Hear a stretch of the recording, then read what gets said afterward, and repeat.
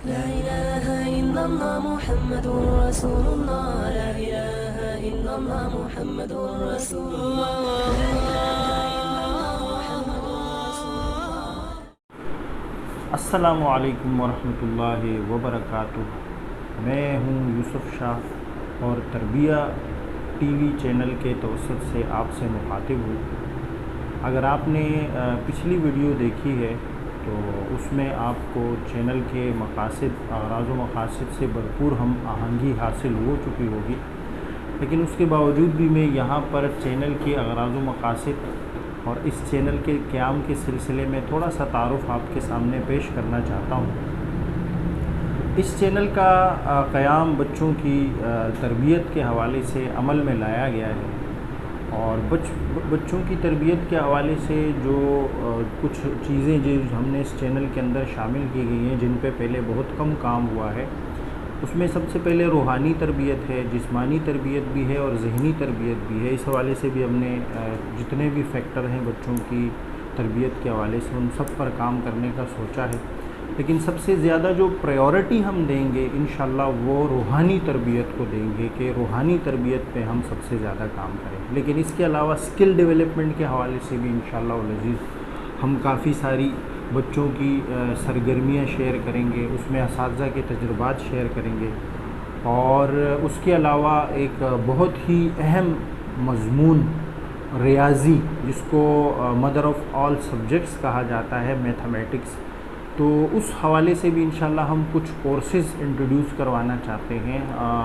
میرا ایک مشہور کورس ہے جو نرسری سے لے کے 8ویں تک اساتذہ کو نہ صرف میتھ کی سکلز میں ڈیولپ کرتا ہے، بلکہ ان اساتذہ کو میتھ کو کانسیپشنل طریقے سے پڑھانے کا جو ہے نا وہ ایک طریقہ جو ہے وہ بھی مہیا کرتا ہے۔ تو انشاءاللہ وہ پورا کورس میرا اس چینل کے توسط سے انشاءاللہ لائیو لانے کا اور آن ایئر کرنے کا جو ہے نا انشاءاللہ مستقبل میں پروگرام ہے۔ تو ان 3 چیزوں پر انشاءاللہ ہم کام کریں گے، مطلب روحانی تربیت، اور دوسری چیز جو ہے وہ بچوں کی اسکل ڈیولپمنٹ ہے، اور تیسرے نمبر پہ میتھمیٹکس کے حوالے سے بہت سارا کام اور بہت اچھا کام کرنے کا ارادہ ہے، کیونکہ ذہنی تربیت میں ہم میتھمیٹکس کو کسی طور بھی نظر انداز نہیں کر سکتے۔ یہ بہت اہم سبجیکٹ ہے اور بڑا اہم ہے، اور ایک مشہور اس کے بارے میں معقولہ بھی ہے کہ جس کو میتھمیٹکس آتی ہے اس تمام سبجیکٹس میں کوئی پریشانی نہیں ہوتی، تمام سبجیکٹس پر اس کی گرفت بہت اچھی ہوتی ہے۔ اس کے علاوہ آج کی ویڈیو میں انشاءاللہ العزیز تربیت کے حوالے سے قرآن پاک میں ایک دو آیات کا ترجمہ میں آپ کے سامنے پیش کروں گا، ان کا حوالہ دے کر آپ کے سامنے انشاءاللہ العزیز تھوڑی سی بات رکھوں گا کہ قرآن مجید تربیت کے حوالے سے جو ہے وہ کس طرح کی جو ہے نا وہ ہماری سوچ اور ہماری فکر کو جو ہے نا وہ کی آبیاری کرتا ہے۔ تو اس میں ہمارے پاس 2 آیات ہیں، ایک سورۃ الجمعہ کی آیت نمبر 2 اور سورہ آل عمران کی آیت نمبر 64 ہے۔ دونوں آیات تقریباً مفہوم بالکل ایک جیسا ہے، آپ اس کو کسی بھی ترجمے والے قرآن میں آپ دیکھ کے اس کا ترجمہ جو ہے نا وہ پڑھ سکتے ہیں، تقریباً ایک ہی جیسی مفہوم کی آیات پر مشتمل ہیں، یہ آیات ایک ہی جیسی مفہوم پر مشتمل ہیں۔ تو میں آپ کے سامنے سورہ آل عمران آیت 64 کا ترجمہ پیش کرتا ہوں، اور انشاءاللہ پھر ہم اس پہ بعد میں بات کریں گے کہ اللہ تعالیٰ نے یقیناً اہل ایمان پر احسان فرمایا کہ ان کی طرف ایک رسول اپنے انہی میں سے مبعوث فرمایا، اور ان پر اس کی آیات کی تلاوت کرتے ہیں، انہیں پاک کرتے ہیں اور انہیں کتاب و حکمت سکھاتے ہیں، اور اس سے پہلے وہ لوگ کھلی گمراہی میں تھے۔ اچھا، یہاں پر یہ جو آیات ہے، اور انہیں پاک کرتے ہیں اور انہیں کتاب و حکمت سکھاتے ہیں، یزکیہم ویعلمہم الکتاب ویعلمہم الکتاب، یعنی تزکیہ، کتاب، اور اس کے بعد ویعلمہم الکتاب والحکمہ اور حکمت، یہ 3 چیزیں جو ہیں نا یہ ہمارے سامنے رکھی گئی ہیں۔ پہلی چیز جو ہے وہ تزکیہ ہے۔ تزکیہ کے مطلب قرآن میں جو ترجمہ مختلف، میں نے ترجمے والے قرآن دیکھے، پھر تفسیر دیکھی، تو مختلف قسم کے جو ترجمے ہمارے سامنے جو ہے نا وہ اس میں جو مطلب ہمارے سامنے آیا تزکیہ کا، تو پاک کرنا، संवारना, ये दो मतलब बहुत ज़्यादा इस्तेमाल हुए हैं कि तज़किया का मतलब है पाक करना या संवारना, और इसी को हम रूहानी तरबियत भी कहते हैं। उसके बाद किताब है, किताब से मुराद कुरान पाक, और उसके बाद जो है ना हिकमत।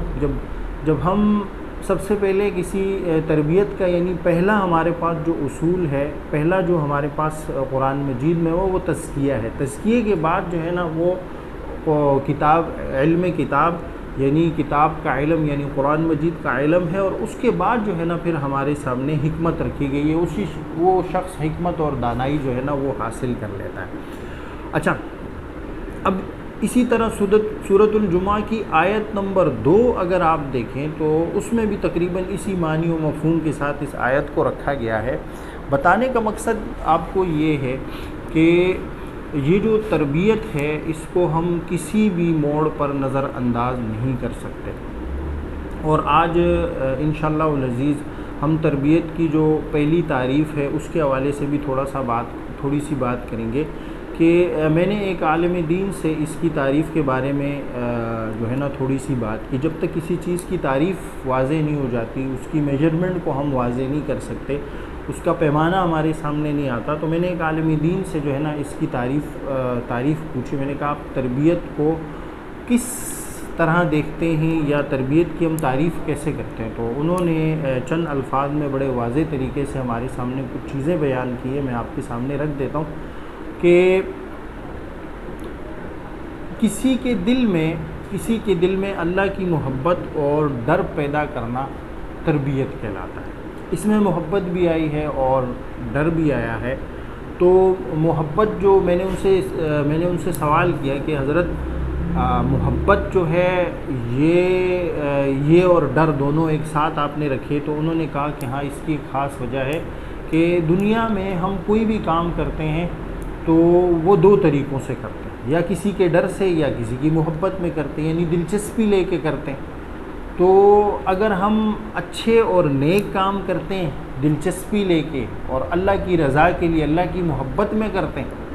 तो ये तो वलीउल्लाह जो है ना उनका वो है, क्या नाम है, ख़ासा है। लेकिन फिर भी एक यानी हम इसको तरबियत का आला मयार भी कह सकते हैं। लेकिन दूसरी बात जो है, हमारे सामने जो दूसरी बात है वो डर है। तो फिर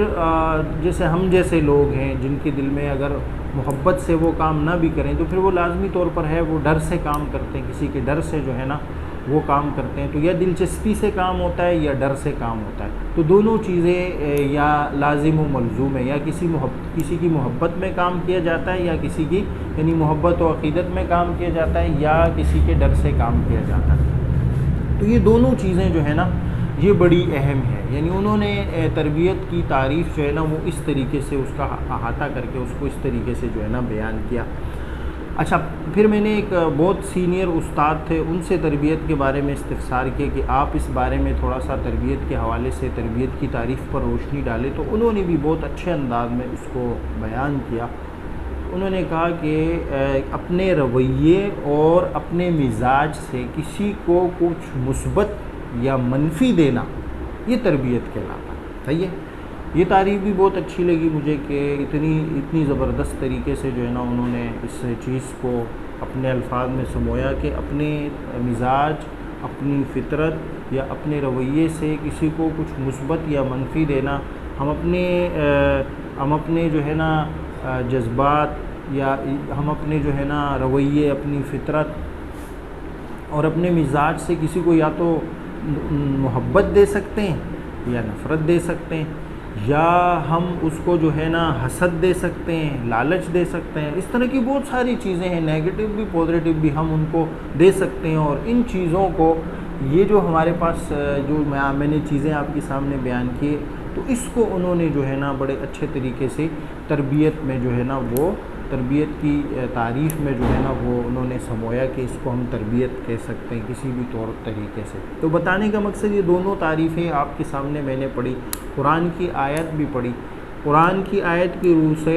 यानी तज़किया या तरबियत जो है वो तज़किया नफ्स में इसको कह सकते हैं। तो तज़किया या जो तरबियत है वो संवरने और पाक होने का नाम है। सही है। और जिस शख्स के दिल में अल्लाह की मोहब्बत या उसका डर बैठ जाए اور وہ برے کاموں سے اچھے کاموں کی طرف،